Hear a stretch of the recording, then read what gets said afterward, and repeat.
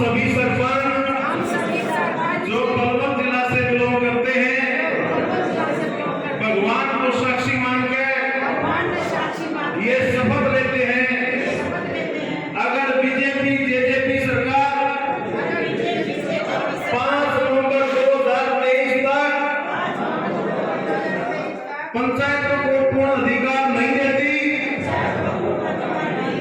तो लोकसभा चुनाव में और विधानसभा चुनाव में इस बीजेपी और जेजेपी को प्रदेश से ही नहीं देश से बाहर का रास्ता दिखाने का काम करेंगे। धन्यवाद साथियों। शपथ दिलाई गई है कि 5 नवंबर तक अगर उनकी मांगों को नहीं माना गया तो जेजेपी बीजेपी प्रत्याशियों का लोकसभा चुनाव में बहिष्कार किया जाएगा। इसमें मौजूद हैं अहिल्याबाई होलकर बघेल धर्मशाला में, जहां सरपंच एकत्रित हुए हैं पलवल जिले के। शपथ ली गई है आज कि 5 नवंबर की जो उनकी टोहाना की रैली है, अगर उनकी मांगों को नहीं माना गया सरकार ने तो भारतीय जनता पार्टी और जेजेपी प्रत्याशियों का लोकसभा विधानसभा चुनाव में खुलकर विरोध किया जाएगा। ये चेतावनी भी है, धमकी भी है और स्पष्ट कहना है सरपंचों का। और ख़ास तौर से आए हैं राज्य के प्रधान रणबीर सिंह गिल, समैन उनका गांव है। और सरपंच साहब, मैं सरपंच ही कहूँगा, आपने चेतावनी तो बहुत बड़ी दे दी है, लेकिन इसमें दम नज़र आ रहा है कि नहीं आ रहा? बिल्कुल दम क्यों नहीं नजर आ रहा। 62 ग्राम पंचायतें हैं, पंच भी है, हमारे सरपंच भी है, हमारे साथ पंचायत का बहुत बड़ा परिवार होता है, ब्लॉक समिति भी है, जिला परिषद भी है, मनरेगा भी पंचायत का ही एक हिस्सा है, पंचायत का ही परिवार है, क्योंकि वहाँ भी हमारे मजदूर भाई सभी के सभी तंग है। हम इन लोगों को लोकसभा के चुनाव के अंदर दिखा देंगे पंचायतों की क्या ताकत होती है। 75% पॉपुलेशन गांव के अंदर रहती है और गांव के लोगों के हकों को छीना जा रहा है, तो गांव के लोग ये चीज़ बर्दाश्त नहीं करेंगे बिल्कुल भी। और 5 नवंबर तक अगर पंचायतों को उनके अधिकार नहीं दिए जाते तो आने वाले लोकसभा और विधानसभा चुनाव में हम बीजेपी और जेजेपी को दिखाएंगे कि पंचायतों की ताकत क्या होती है। चेतावनी आपने 6 महीने पहले भी दिखाई थी, तब आपकी बात जो है मानी भी नहीं गई थी, लेकिन उसके बावजूद भी आप कभी संघर्ष का रास्ता अख्तियार करते हैं, कभी सरकार के पक्ष में भी चले जाते हैं, कभी खिलाफ हो जाते हैं, आपके ही सरपंच चले जाते हैं। देखो, एक आधा साथी है वो बहक जाता है, कोई बड़ी बात नहीं, तो बड़ा परिवार है तो एक आधा हो जाता है, ऐसी कोई बात नहीं होती। लेकिन हम लोगों का संघर्ष जारी है। सरकार तो ये मान तो इसलिए नहीं रही क्योंकि इन लोगों की नीयत में खोट है। पंचायती राज का जो 2 साल का टाइम था जब पंचायतें नहीं थी, इन लोगों ने अधिकारियों के साथ मिलकर जो पंचायती राज का जो बजट हड़पा है ना, इन लोगों के खून मुलक चुका है। इसलिए पंचायतों के अधिकारों को खत्म करके ठेकेदारों और अधिकारियों के साथ मिलकर पंचायती राज के बजट को अपना चाहते हैं, अपना कमीशन का धंधा शुरू करना चाहते हैं। अब भिवानी के अंदर इन लोगों ने एक फर्म निर्धारित की है। एक फर्म निर्धारित करने का सीधा सीधा मतलब है कि उस फर्म से अपना कमीशन तय किया जाएगा कि आप कितना कमीशन दोगे, और उसी से सभी पंचायतों को मटेरियल खरीदना पड़ेगा। सरकार तो ये चाहती है कि सरपंचों पर कोई दोष ना लगे या कोई आरोप ना लगे, इसलिए ई टेंडरिंग प्रणाली शुरू की गई है। और देखा जाए तो ये बात एक तरह से सही भी है, और दूसरे तरफ देखा जाए तो कुछ लोग आप पर आरोप लगाते हैं, आप लोगों पर। जैसे आप कह रहे हैं कि सरकार की नीयत में खोट है, लेकिन लोग कहते हैं, कई लोग, कि सरपंचों की नीयत में खोट है। वो सरकार के लोग हो गए।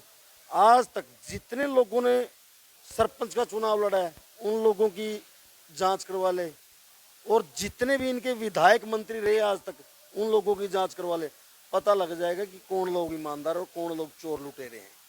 कई बार हमने देखा भी है, जनसंवाद कार्यक्रम से बात शुरुआत करते हैं। जितने भी जनसंवाद कार्यक्रम हुए, जहाँ जहाँ जनसंवाद कार्यक्रम हुए, उस इलाके के सरपंचों ने भारी संख्या में भाग लिया है। बिल्कुल भी नहीं लिया। वो आधे तो जानबूझकर झूठे सरपंच बनाते हैं, और कुछ सरपंचों के ऊपर प्रेशर डाला जाता है कि मुख्यमंत्री जान लग रहे नहीं वरना आपको सस्पेंड करवा दिया जाएगा। इस प्रकार के झूठे प्रेशर डालकर एक आधे बोले बाले भाई को बकाया जाता है। सरपंच एक भी इनके साथ जाके राजी नहीं, बिल्कुल पंचायत के लोग इनके खिलाफ है। एक बात बताओ आप, ये तो सीधा सा सवाल है, जो लोग पंचायतों के गांव को, उनके घरों, उनके गांव को बर्बाद करने पे तुले हुए, क्या वो लोग उनके साथ जाएंगे? कोई आपका घर बर्बाद करना चाहता है, क्या आप उसके साथ जाएंगे?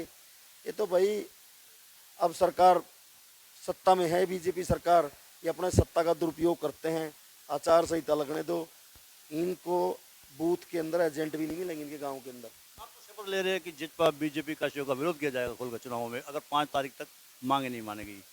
लेकिन सरपंच ही कई आपके वो खुलकर बीजेपी के नेताओं का समर्थन भी करते हैं और जेजेपी के नेताओं का समर्थन करते हैं। ये कहते हैं, खास मैं उदाहरण दे देता हूँ, नाम नहीं लूँगा, समझ जाएंगे आप। लोकसभा चुनाव को लेकर कृष्णपाल गुर्जर की तारीफ के पुल बांधे गए हैं सरपंचों द्वारा।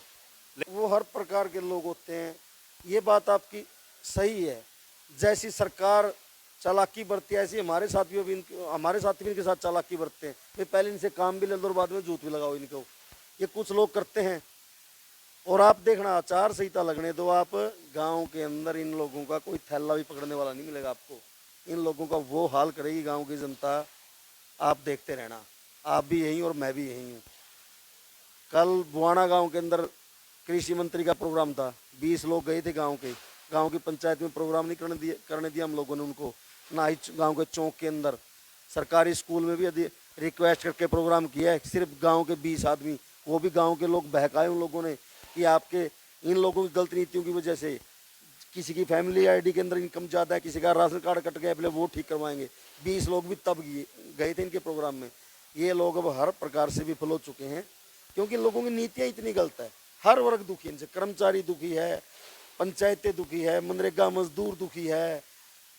एक वर्ग तो बताओ आप, छोटा दुकानदार दुखी है, व्यापारी दुखी है। एक तो वर्ग ऐसा हो जो इनकी तारीफ करता हो, एक वर्ग बता दो आप। थोड़ा राजनीति में आऊँगा।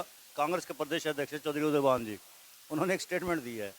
उन्होंने कहा कि ऊपर रंडुआ बैठा हुआ है, नीचे पंडुआ। ये भाषा अमर्यादित क्यों है? देखो, अमर्यादित तो नहीं कह सकते। उन्होंने जवाब दिया कि हरियाणा की भाषा ऐसी है। भाषा तो हमारे चौधरी मनोहर लाल जी की, मैं अभी कल मैंने शेयर किया, तो मैं अभी दिखा देता हूँ आपको। उनका एक स्टेटमेंट आया हुआ अखबार में, अगर भारतीय महिलाओं को आज़ादी चाहिए तो वो निर्वस्त्र घूमना चाहिए उनको। भाषा तो वो है अमर्यादित है। इन्होंने चलो रंडुआ कह दिया, हमारे हरियाणा में तो रांडे आदमी को रंडुआ वैसे ही कहते हैं। बाकी वो उनकी सोच है, वो क्या कहते हैं। लेकिन मनोहर लाल जी का एक लेडीज को सरेआम कहती कि आपको चंद्रयान पर भेज देंगे। अरे भाई, रोजगार महंगे होगा। अगर स्टेट के राजा से रोजगार नहीं मांगेंगे तो पाकिस्तान वालों से जाकर रोजगार मांगेंगे। बीजेपी सांसद ने सरेआम एक सांसद को इतने अभद्र भाषा का प्रयोग किया, आतंकवादी तक का है, किसी के धर्म के नाम से लेकर उसको गालियां तक दी है। वो नहीं दिखाते ये लोग। दानिश अली के लिए कहा है लोकसभा में रमेश उधूड़ी, बीजेपी के सांसद दिल्ली से, उन्होंने कहा है। अब देखो तो कितनी गलत भाषा का प्रयोग किया गया वहाँ पे। वो तो कहते हैं कि हम तो राष्ट्रवाद से जुड़े हुए हैं। क्या बात, राष्ट्रवाद से संघी लोग कितने जुड़े हुए हैं? आज तक संघ के किसी भी आदमी का देश की आज़ादी में कोई योगदान बता दो, दिखाओ किसी का कोई योगदान। और मुस्लिम साथियों की, मुस्लिम भाइयों के कितना योगदान है देश की आज़ादी के अंदर।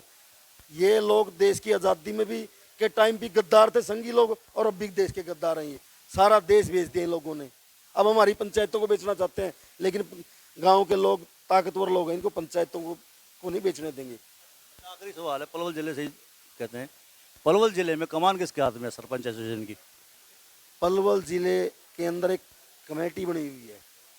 यहाँ किसी के हाथ में कमान नहीं होती, मेरे हाथ में भी कोई कमान नहीं है। ठीक है, मैं नेतृत्व, हर साथी अपनी अपनी जगह अपनी अपनी जिम्मेवारी निभा रहा है। सभी के साथियों के हाथ में कमान है। हम चाहे कोई सरपंच है, चाहे कोई ब्लॉक प्रधान है, कोई जिला प्रधान है या स्टेट प्रधान है, सब एक समान है। क्या नाम है आपका जी? मेरा नाम मनोज है। मनोज जी, बताइए, सरपंच साहब आए हैं, हरियाणा के अध्यक्ष हैं आपके रणवीर सिंह समेन, इन्होंने कहा शपथ दिलाई आपको। पलवल से कितने लोगों की भागीदारी रहेगी? पलवल तक आज तक जितने भी रैलियां, जितने भी आंदोलन हुए हैं सरपंच एसोसिएशन के, पलवल की भागीदारी हर जगह सबसे ज़्यादा रही है और सबसे ज़्यादा लोग पलवल से जाते हैं। और जितनी भी कहीं भी रैली हो, हमारे सब साथी, सरपंच साथी जो मजबूत साथी हैं वो सब पहुँचते हैं। और जहाँ भी हम अपने साथियों को बुलाते हैं, सरपंच साथियों को, वो वहाँ पे पहुँचते भी हैं। क्या मान कर चलते कि जो पलवल से भागीदारी होगी तो दबाव कभी रहता है आपके पास राजनेताओं का? देखो, हम राजनेताओं का दबाव नहीं मानते, क्योंकि राजनेता हमारा दबाव नहीं मान रहे तो हम राजनेताओं का दबाव क्यों माने। कुछ सरपंच साथी ऐसे होते हैं जिनको गुमराह किया जाता है, उनको बहकाया जाता है, डराया जाता है। हमारे पास तो कोई डराने के लिए नहीं आता, ना हमें गुमराह करता, ना हम गुमराह होते। क्योंकि हम तो हरियाणा सरकार को हरा कर जब सरपंच बने हैं। ये सरकार इतनी गंदी है, इसने ऐसे पोर्टल चला रखे हैं। पहले मेरी पंचायत SC रिजर्व करी थी, क्योंकि पिछली भी बार रिजर्व रही थी SC। उसके बाद में जब मैं SC रिजर्व हाई कोर्ट से जीत के आ गया, फिर मेरी पंचायत को BCA में दे दिया।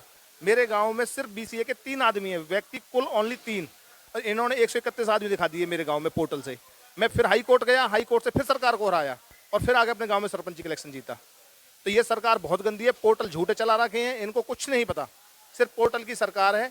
मैं विश्वास दिलाता हूँ हरियाणा के सीएम को अगर ये पूछा जाए कि हरियाणा के अंदर कितने ब्लॉक हैं, उनको ये नहीं पता कि हरियाणा के अंदर कितने ब्लॉक हैं, कितनी तहसील, यहाँ तक नहीं पता सीएम को, क्योंकि वो आए पैरासूट से आए, डायरेक्ट उतरे और आके सीएम बन गए। सीएम साहब को राजनीति का अनुभव नहीं है, क्योंकि राजनीति छोटी सरकार है, पंचायतें, जो पंचायतों को अधिकार नहीं दे सकते वो क्या विकास करा देंगे गाँवों का। सुना आपने रणबीर सिंह समेन जो प्रदेश अध्यक्ष है सरपंच एसोसिएशन के, पंचायती अधिकार बचाओ रैली टोहाना में 5 नवंबर को होनी है, उसके लिए चेतावनी भी दे दी है पहले से ही। साइड में जो आप देख रहे हैं YouTube channel, Facebook page, Instagram, Twitter handle, इसको आप लाइक करें, फॉलो करें, कमेंट बॉक्स में जाके प्रतिक्रिया दें, इस लिंक को ज़्यादा से ज़्यादा शेयर भी कर दें। धन्यवाद। जय हिंद, जय भारत।